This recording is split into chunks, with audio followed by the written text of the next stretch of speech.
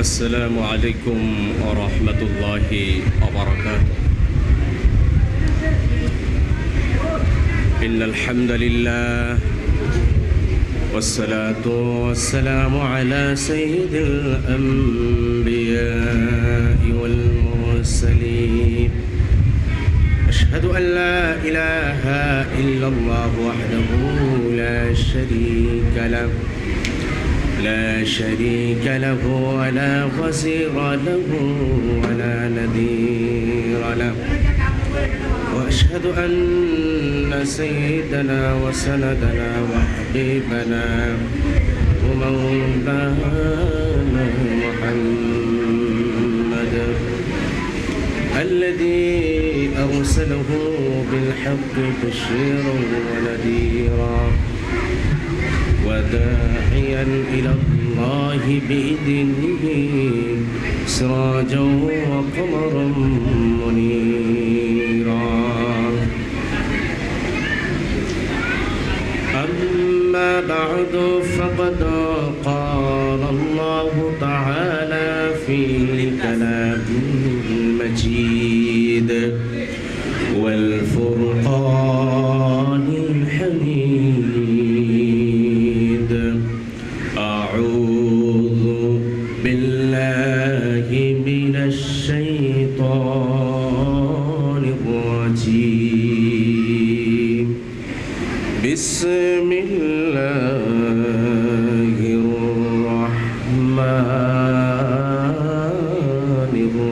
الرحيم.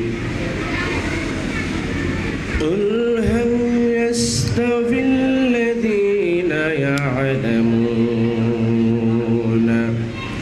والذين لا يعلمون؟ إنما يتذكر أولو الألباب. صدق الله العلي العظيم. وعن أبي هريرة رضي الله تعالى عنه قال قال رسول الله صلى الله عليه وسلم: من سلك طريقا يلتمس فيه علما سخر الله له به طريقا إلى الجنة، أو كما قال النبي عليه الصلاة والسلام. وقال شاعر علام: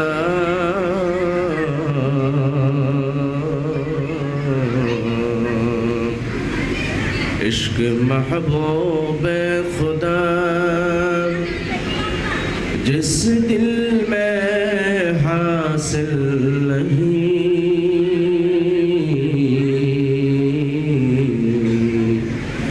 لاکھوں مومن ہو امام کامل نہیں، بلغ العلا بکمالہ كشف الدجى بجماله، حسنت جميع خصاله، صلوا عليه وآله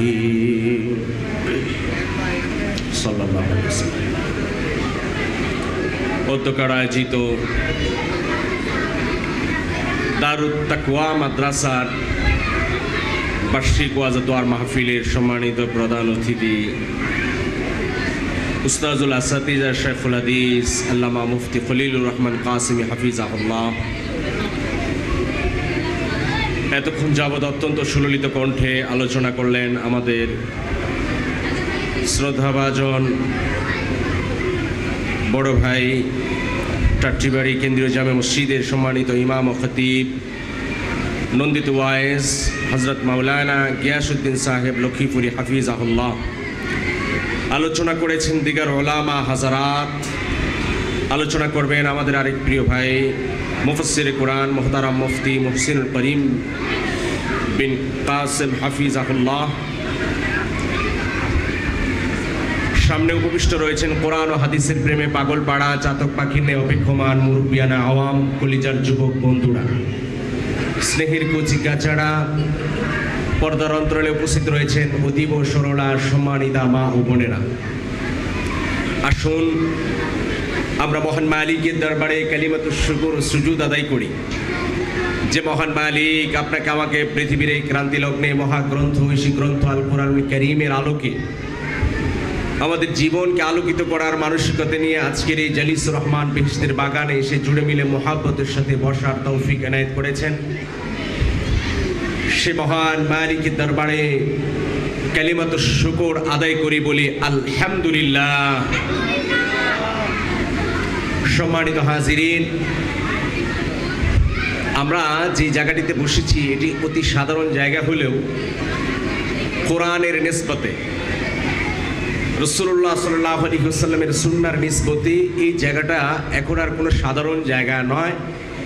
এটি আল্লাহ সুবহানাহু তাআলার দরবারে জান্নাতের বাগান হিসেবে গণ্য হয়ে গেছে। জিল্লায় বলি সুবহানাল্লাহ। এই জান্নাতের বাগানে বসতে পেরে আপনারা খুশি না বেজার? জবান খুলে বলেন কম না বেশি?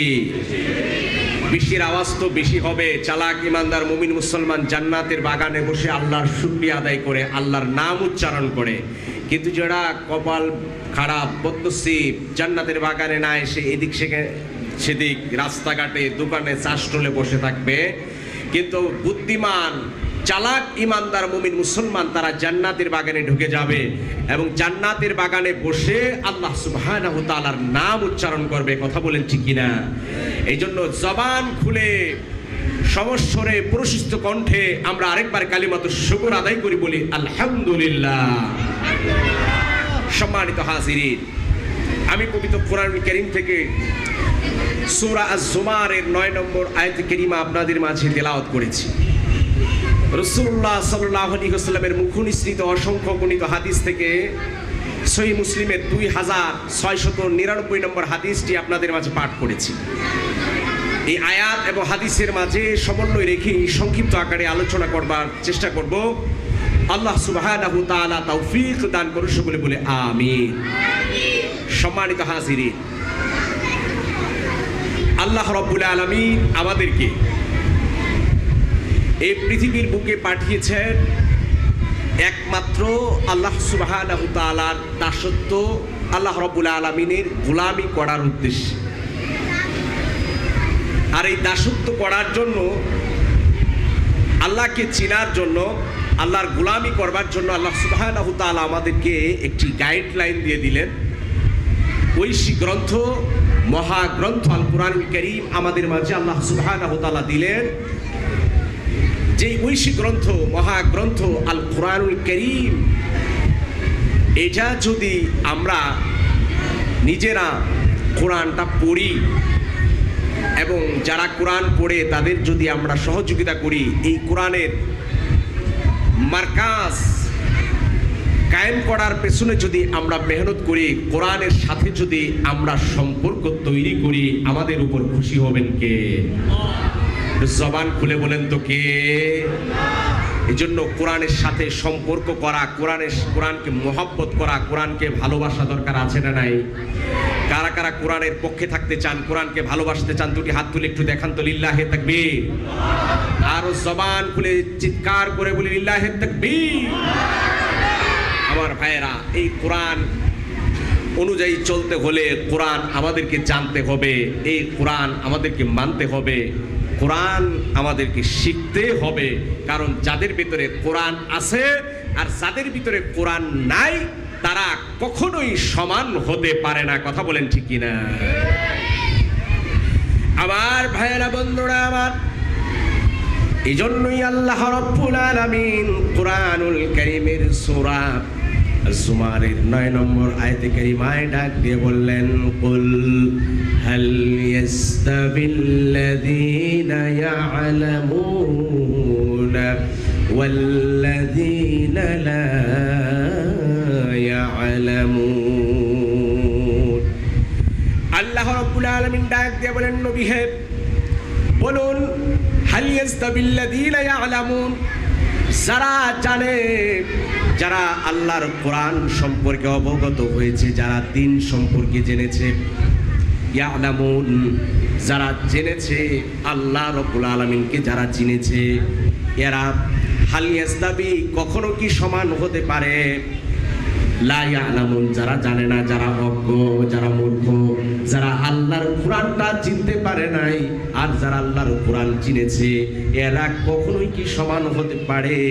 আল্লাহ নবী সাল্লাল্লাহু আলাইহি ওয়াসাল্লামকে আল্লাহ রাব্বুল আলামিন প্রশ্ন ছোড়ার মাধ্যমে জানিয়ে দিলেন, কখনোই না, কখনোই না। যারা জানে এবং যারা জানে না তারা কখনো বরাবর হতে পারে না। হাল ইয়াস্তাবি প্রশ্ন করে আল্লাহ সুবহানাহু ওয়া তাআলা পুরো ব্যাপারটাকে স্পষ্ট করে দিলেন যে কখনোই না। যারা জানে আর যারা জানে না, যারা আল্লাহকে চিনে, যারা কোরআন সম্পর্কে সম্যক জ্ঞান রাখে আর যারা জ্ঞান রাখে না, তারা কখনোই সমান হতে পারে না। বরং যারা কোরআনের ইলম রেখেছে, কোরআনের জ্ঞান রেখেছে, তাদের মর্যাদা আল্লাহ সুবহানাহু ওয়া তাআলা আকাশ চুম্বি উঁচু করে দিয়েছেন, বলি সুবহানাল্লাহ। যারা কোরআনের জ্ঞান অর্জন করে। হযরতে আবু হুরায়রা রাদিয়াল্লাহু তাআলা থেকে বর্ণিত হাদিস, সহিহ মুসলিমের 2699 নম্বর হাদিস। হযরতে আবু হুরায়রা রাদিয়াল্লাহু তাআলা তিনি বর্ণনা করেন, মান সালাকা তরিকান ইয়ালতামিসু ফীহি ইলমান সাহালাল্লাহু লাহু বিহি তরিকান ইলাল জান্নাহ। যে ব্যক্তি সালাকা ইয়াসলুকু, পথ চলা, অবলম্বন করা, মান সালাকা তরিকান, যদি কেউ কোনো রাস্তা ধরে কোনো রাস্তায় ঢুকে যায়, কোনো রাস্তা গ্রহণ করে, ইয়ালতামিসু, যে রাস্তা থেকে সে অন্বেষণ করে, তালাশ করে, ইয়ালতামিসু আইয়াতলুবু ফিহি ইলমান, সেখানে সে ইলম, জ্ঞান, আল্লাহ প্রদত্ত ঐশী জ্ঞান, ঐশী ইলমকে যে ব্যক্তি তালাশ করে, সাহালাল্লাহু লাহু বিহি তরিকান ইলাল জান্নাহ, আল্লাহ সুবহানাহু ওয়া তাআলা ওই ব্যক্তির জন্য জান্নাতের রাস্তাটাকে সহজ করে দেন। জান্নাতের রাস্তা সহজ করেন কে? এটা জবান বলে বলেন না কে? শর্ত হলো ইলমের পথ অনুসরণ করতে হবে। এই হাদিসটা বর্ণনার প্রেক্ষাপট হলো রাসূলুল্লাহ সাল্লাল্লাহু আলাইহি ওয়াসাল্লামের একজন সাহাবী হযরতে জাবের ইবনে আব্দুল্লাহ রাদিয়াল্লাহু তাআলা আনহু, তিনি জানলেন, শুনতে পেলেন যে রাসূল সাল্লাল্লাহু আলাইহি ওয়াসাল্লামের কাছ থেকে মুখনিসৃত একটা হাদিস নবীজির অন্য আরেকজন সাহাবীর কাছে সংরক্ষিত রয়েছে। নবীজির সাহাবী চিন্তা করলেন যে একটা হাদিস নবীজির অন্য আরেকজন সাহাবীর কাছে সংরক্ষিত আছে, ওই হাদিসটা আমার জানা দরকার, সাহাবীর কাছে গিয়ে হলেও ওই হাদিসটা আমি শিখে আসব। নবীজির এই প্রিয় সাহাবী হযরতে জাবের বিন আব্দুল্লাহ রাদিয়াল্লাহু তাআলা আনহু, তিনি বাহন তৈরি করলেন, তিনি একটা উট ব্যবস্থা করলেন, এবং যেই সাহাবী রাসূলুল্লাহ সাল্লাল্লাহু আলাইহি ওয়াসাল্লামের এই হাদিসটা জানতেন, সেই সাহাবী মক্কা মদিনা থেকে অনেক দূরে সুদূর শাম তথা সিরিয়াতে ওই সাহাবী অবস্থান করেন। হযরতে জাবের বিন আব্দুল্লাহ রাদিয়াল্লাহু তাআলা আনহু, তিনি একদিন দুই দিন না, 1 মাসের রাস্তা অতিক্রম করে সুদূর শামে তথা সিরিয়াতে তিনি পৌঁছে গেলেন রাসূলুল্লাহ সাল্লাল্লাহু আলাইহি ওয়াসাল্লামের মুখনিসৃত একটা হাদিস অনুসন্ধান করার জন্য, বলি সুবহানাল্লাহ। কয় মাসের রাস্তা? 1 মাসের রাস্তা অতিক্রম করেছেন, 1 মাসের। আর আমি একটা কোনো কিছু জানার জন্য 1 মাসের রাস্তা তো দূরের কথা, মসজিদের ইমাম সাহেবের কাছেও আমরা যাই না, ইমাম সাহেবকে পর্যন্ত জিজ্ঞাসা করার প্রয়োজন মনে করি না যে এই হাদিসটা কেমন হবে, এই মাসালাটা কেমন হবে, একটি ইমাম সাহেবকে জিজ্ঞাসা করি। এতটুকু জিজ্ঞাসা করার মানসিকতা আমাদের ভিতরে নাই, কথা বলে ঠিক কিনা? মানে ধর্মের বিষয়ে আমাদের অবহেলা এত বেশি, অথচ চিকিৎসা করার জন্য আমরা ভালো থেকে ভালো ডক্টর দেখাই, শারীরিক অসুস্থতার জন্য, রোগ মুক্তির জন্য সাভারে চলে যায়, ভালো ডাক্তার দেখায়, এনাম মেডিকেলে দেখায়, কিংবা আমরা ইবনে সিনায় দেখাই। সেখানে যদি সুস্থতা না পাই আমরা চলে যাই আরো দূরে, ঢাকায় চলে যায়, ধানমন্ডি চলে যায়, পর্যায়ক্রমে আমরা গুলশানে চলে যাই। এভাবে আমরা অনেক বড় ডক্টর যেখানে বসেন আমরা সেখানে যাই আমাদের শারীরিক ট্রিটমেন্ট করাবার জন্য। কতটা আমাদের গুরুত্ব! অথচ ইসলাম সম্পর্কে জানতে হলে রাসূলুল্লাহ সাল্লাল্লাহু আলাইহি ওয়াসাল্লাম একটা মুখনিসৃত হাদিস শোনার জন্য আমাদের এতটুকু চেষ্টা নাই। আমার ঘরের পাশের মসজিদের ইমাম সাহেব আছেন, তার কাছে পর্যন্ত আমরা যেতে চাই না, কারণ ধর্মের বেলায় আমরা বড় উদাসীন, ধর্মের বেলায় আমাদের চরম পর্যায়ের অবহেলা। কথা বলেন ঠিক কিনা? আবার ভাইয়েরা, বন্ধুরা আমার, আল্লাহর নবীর এই প্যারা সাহাবী হযরতে জাবের বিন আব্দুল্লাহ রাদিয়াল্লাহু তাআলা আনহু, তিনি বাহনের উপরে চললেন। এক মাসের রাস্তা অতিক্রম করে মক্কা মদিনা থেকে সুদূরে শামে সিরিয়াতে পৌঁছে গেলেন। নবীজির এক সাহাবী হযরতে আব্দুল্লাহ ইবনে উনাইস রাদিয়াল্লাহু তাআলা আনহু, যে আব্দুল্লাহ ইবনে উনাইস রাদিয়াল্লাহু তাআলা আনহুর কাছে আল্লাহর নবীর একটা হাদিস রয়েছে, সেই হাদিসটা সরাসরি রাসূলুল্লাহ সাল্লাল্লাহু আলাইহি ওয়াসাল্লামের কাছ থেকে মুখনিসৃত একটা হাদিস। নবীজির মুখ থেকে শুধুমাত্র আব্দুল্লাহ ইবনে উনাইস রাদিয়াল্লাহু তাআলা আনহু শুনেছেন, আর কোনো সাহাবী শুনেন নাই, কারো কাছে সরাসরি এইভাবে পৌঁছা নাই। আমার ভাইয়েরা, বন্ধুরা আমার, এক মাসের রাস্তা অতিক্রম করে হযরত জাবের বিন আব্দুল্লাহ রাদিয়াল্লাহু তাআলা আনহু আব্দুল্লাহ ইবনে উনাইস রাদিয়াল্লাহু তাআলা আনহুর বাড়ির কাছে চলে গেলেন। ঘরের দরজায় তিনি বাওয়াব দারওয়ানকে দেখতে পেলেন। দারওয়ানকে ডেকে বলে, রে আল্লাহর বান্দা, আমি অনেক দূর থেকে সফর করে আমি আব্দুল্লাহ ইবনে উনাইসের কাছে এসেছি একটা হাদিস জানার জন্য। আব্দুল্লাহ ইবনে উনাইসকে ডাক দিয়া বলো, তার দরজায় সুদূর থেকে জাবের বিন আব্দুল্লাহ হাজির হয়ে গেছে। আমার ভাইয়েরা, বন্ধুরা আমার, হযরত আব্দুল্লাহ ইবনে উনাইস রাদিয়াল্লাহু তাআলা আনহু হযরত জাবের বিন আব্দুল্লাহ রাদিয়াল্লাহু তাআলা আনহুর পরিচয় যখন শুনতে পারলেন, যখন জেনে গেলেন, ডাক দিয়ে বলেন, দারোয়ান, জলদি করে আমার ভাই আব্দুল্লাহ ইবনে জাবেরকে ঘরের ভিতরে আসতে দাও, ঘরে প্রবেশের ব্যবস্থা করে দাও। নবীজির এই প্যারা সাহাবী হযরত জাবের বিন আব্দুল্লাহ রাদিয়াল্লাহু তাআলা আনহু আব্দুল্লাহ ইবনে উনাইস রাদিয়াল্লাহু তাআলা আনহুর ঘরে চলে গেলেন। আমার ভাইয়েরা, বন্ধুরা আমার, কথাগুলো খেয়াল করে শোনেন।